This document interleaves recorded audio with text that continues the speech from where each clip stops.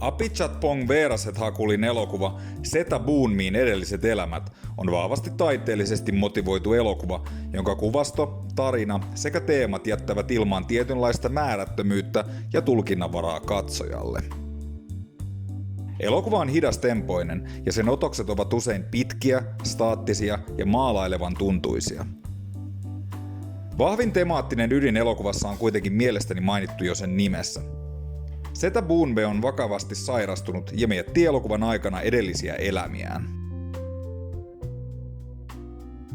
Edelliset elämät tarkoittavat oman tulkintani mukaan Boonmen muisteluita oman ihmiselämänsä eri vaiheista sekä hänen sielunvaelluksensa edellisistä etapeista erilaisina elävinä olentoina. Tärkeää Zeta Boonmen kohdalla on huomioida se valmistusmaa Thaimaa sekä siellä vallitseva buddhalaisuuden uskonto. Buddhalaisuudessa uskotaan sielun jatkumiseen eri elämänmuodoissa ja tavoitteena nähdään vapautuminen uudelleen syntymisestä saavuttamalla nirvana. Ollessaan vakavasti sairas, Zeta Boonme pyrkii elokuvassa nirvanaan tekemällä sovun entisten elämiensä kanssa.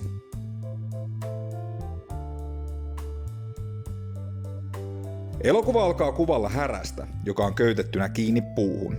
Härkä pyristelee kuitenkin köydestään irti ja aloittaa vapaan vaelluksensa kohti metsää.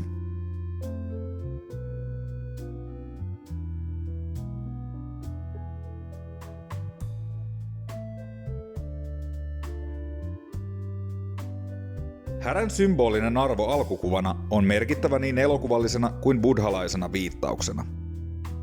Buddhalaisuudessa härkä nähdään symbolina kärsimyksen voittamisesta kohti valaistusta.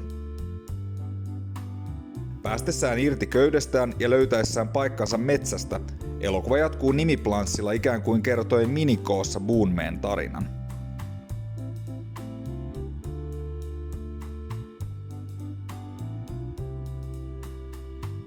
Boonmen ensimmäinen kohtaaminen entisen elämänsä kanssa nähdään illallispöydässä, kun hänen seurakseen saapuu haamumuodossa ex-vaimonsa sekä kauan kadoksissa ollut poikansa karvaisena, apinaa muistuttavana hahmona.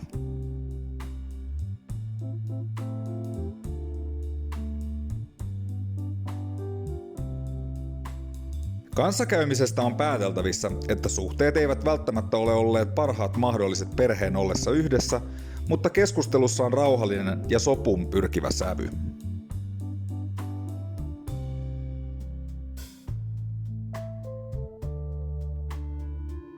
Keskustelun aikana käy ilmi, että lähialueen metsissä elää suurikokoinen apinakummitus puissa, jonka myötä elokuva saa katsojan kiinnittämään tarkemmin huomiota luontokohtauksiin sekä niiden kuvien yksityiskohtiin. Luonto herää myös symbolisesti eloon ääniraidalla. Jokainen ruudulla nähtävä puu tai ääniraidalla sirittävä sirkka voi siis symboloida jonkun ihmishahmon entistä elämää. Mielestäni elokuvassa ei ole keskeistä tehdä tarkkanäköistä tulkintaa siitä, mitkä olennot ovat olleet Zeta Boonmen entisiä sielun sijoja, vaan saada laajempi ymmärrys siitä, kuinka buddhalaisuudessa käsite elämän kiertokulusta toimii. Boonmen elämän eri vaiheet käyvät keskusteluista ilmi niin perhesuhteista kuin armeijahistoriasta. Erilaisten elinmuotojen todistaminen läpi elokuvan antaa osviittaa siitä, missä sielun elämä kulkee tässä systeemissä.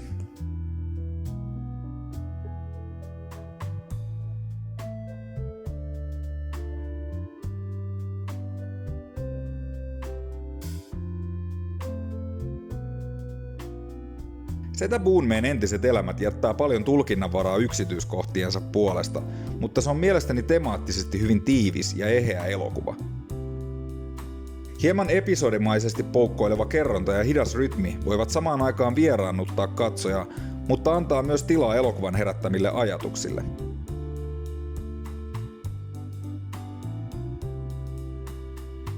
Ajattelen, että näin taiteellisesti motivoitujen elokuvien suhteen ei ole mielekästä tehdä turhan tiukkarajaisia tulkintoja sisällöstä. Silti elokuvan temaattisesta yhteydestä menneisyyden, nykyhetken ja elämän eri muotojen välillä on helppo muodostaa ajatus, että teos kertoo yhden elämänmuodon päättymisestä sekä sen suhteesta edellisiin elämiin. Buddhalaisen uudelleensyntymisajatuksen peruskonseptin ymmärtäminen on mielestäni jokseenkin keskeistä hahmottaa Zeta Boon Meeta tarkastellessa tältä kantilta.